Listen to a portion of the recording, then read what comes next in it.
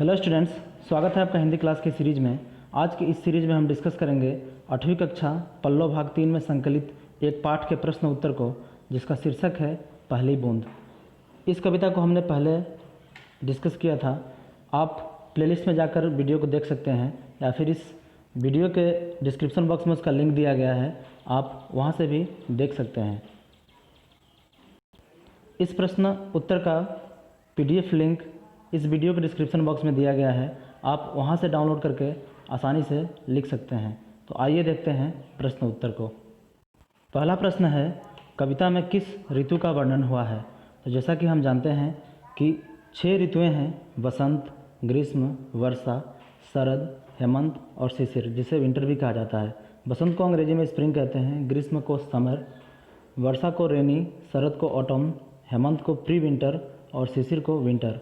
तो कविता में वर्षा ऋतु यानी रेनी सीजन का वर्णन है।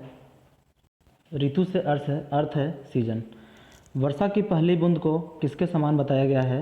तो वर्षा की पहली बूंद को अमृत के समान बताया गया है, क्योंकि उसके धरती पर पड़ते ही नए जीवन का संचार आरंभ हो गया।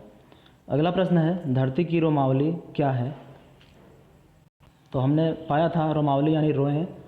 जिस तरह हमारे शरीर पे छोटे छोटे जो केस होते हैं, उसी तरह धरती की रोमावली होती है, हरी छोटी दूब और घास।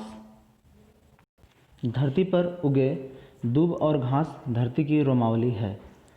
अगला प्रश्न है, आसमान में उड़ता सागर, यहाँ कवि ने उड़ता सागर किसे कहा है?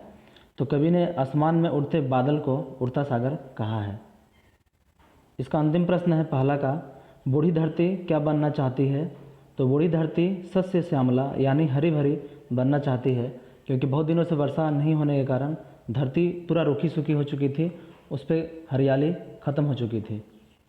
तो वर्षा की पहली बूंद आते ही वो फिर से हरी भरी होना या बनना चाहती है।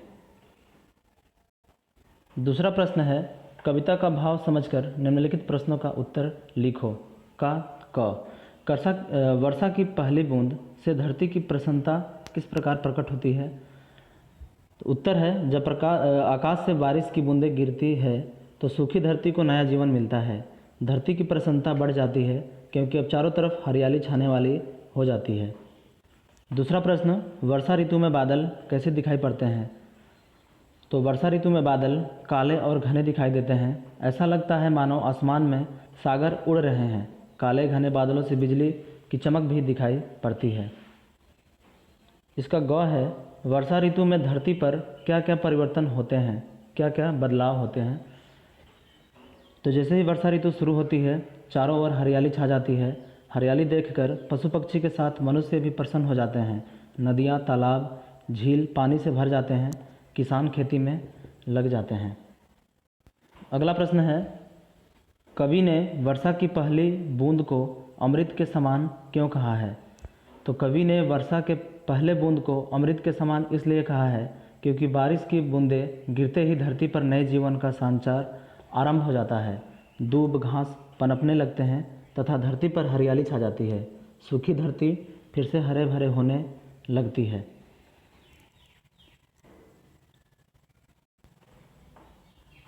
वर्षा ऋतु के सौंदर्य का अपने शब्दों में चित्रण करो।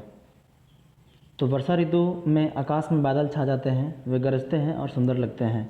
हरियाली से धरती हरी हरी लगने लगती है। वृक्षों पर नए पत्ते फिर से निकलने लगते हैं। खेत फूले नहीं समाते, अर्थात खेतों में फसल होने लगते हैं। वास्तव में वर्षा ऋतु किसानों के लिए ईश्वर के द्वारा दिया गया एक वरदान है, क्योंकि इसी सीजन में बहुत सारे फसल लगाए जाते हैं। जैसे हमारे असम में धान की खेती की जाती है। वो बात अलग है कि ज़्यादा बारिश होने के कारण हमें हर साल असम में बाढ़ का सामना करना पड़ता है। जैसे वर्तमान समय में हमारा असम के बहुत राज्य बाढ़ पीड़ित हैं। कोरोना महामारी के साथ साथ बाढ़ का भी सामना कर रहा है हमारा राज्य। तो धरती और किसान के लिए तो बारिश वरदान है ही, लेकिन ज़्यादा होने से कष्ट भी है। जल स्तर बढ़ने से जिस तरह हमारे असम में परेशानी का सामना करना पड़ रहा है, तो वैसे तो किसानों के लिए ईश्वर द्वारा दिया गया एक वरदान है। चारों ओर हरियाली के कारण धरती आकर्षक लगने लगती है, यानी वर्षा के कारण धरती का पूरा चित्र ही बदल जाता है। इसका अंतिम प्रश्न है जिसे मिलाना है। कवि ने कविता में प्रकृति की वस्तुओं का मानवीकरण किया है। आओ समझें और मिलाएं। मानवीकरण का अर्थ है किसी भी निर्जीव चीज़ या फिर किसी वस्तु को मानव द्वारा उसका तुलना करना या फिर उसके क्रियाकलापों द्वारा तुलना करना। मानव के रहन सहन से किसी प्राकृतिक चीज़ से तुलना करना ही मानवीकरण कहलाता है। जैसे हंसना, खेलना, रोना, गाना, ये सब मनुष्य का क्रियाकलाप है। लेकिन कविता में हमने पाया था दूब भी जो क्या होता है, पुलकी मुस्काई, दूब भी मुस्कुराने लगती है। तो मुस्कुराना मनुष्य का क्रियाकलाप है, लेकिन उसकी तुलना दूब से यानी प्राकृतिक चीज़ से किया गया है। तो वहाँ पे दूब का मानवीकरण किया गया है। तो यहाँ पे पहले एक को मिलाया गया है बूंद को अमृत से। जो वर्षा की बूंद थी उसे अमृत से मानवीकरण किया गया था। उसी तरह अंबर है, तो कविता में अंबर का मानवीकरण किया गया था। उसकी तुलना नीला नयन, नयन मतलब आँख, तो इसको हम मिलाएंगे अंबर को नीला नयन से।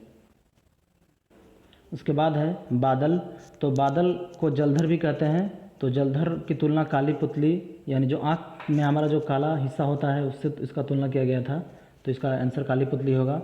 और दूब का किया गया था पुलकी मुस्काई, पुलकी मुस्काई से मुस्कुराना, खुश होना, आनंदित होना। तो इसका तुलना किया गया था दूब का पुलकी मुस्काई से। तो यह थे। तो आशा है आपके प्रश्न अच्छे से समझ में आए होंगे।